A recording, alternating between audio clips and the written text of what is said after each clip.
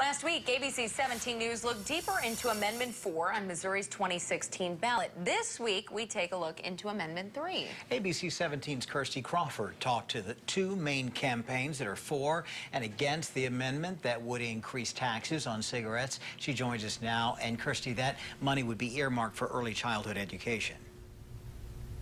That's right, but there are some key factors to this amendment that is making organizations like the Missouri National Education Association say no to giving money to early childhood programs. Yes on Amendment 3. This is how the spokesman for Vote Yes on 3 for Kids campaign explains the amendment. It simply raises our lowest in the nation cigarette tax 15 cents a year for a total of 60 cents and puts all of that money towards family, kids, and early childhood education, something that's desperately needed in this state. Their ad says government officials cannot touch the money from the higher tobacco taxes. Instead, it goes straight into the Early Childhood Health and Education Trust Fund created by the amendment. And Cardetti says it is locked into the words. When you look at the Amendment 3 language, it's pretty clear. It says the money shall not be diverted for any other purposes than we lay out in Amendment 3, and that's really important.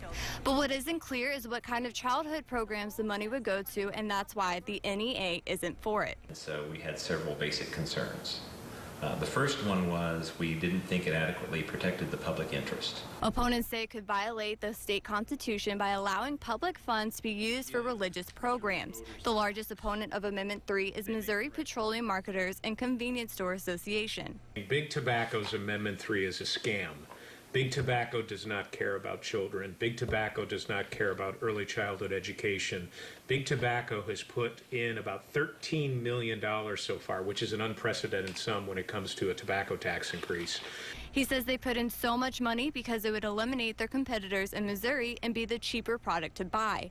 The amendment will increase smaller tobacco products prices twice as much as big tobacco products. But Cardetti says that doesn't matter. We're either going to invest in kids if you vote yes on Amendment 3, or you're going to continue to allow Missouri to be a dumping ground for cheap cigarettes. And that doesn't do anybody any good. Leone also says the language about who controls the fund is blurry, but of the 13 people who would decide how the fund's money would be spent, only 2 are elected officials. Thank you, Kirsty. And the amount of money those people would handle is expected to be around $300 million.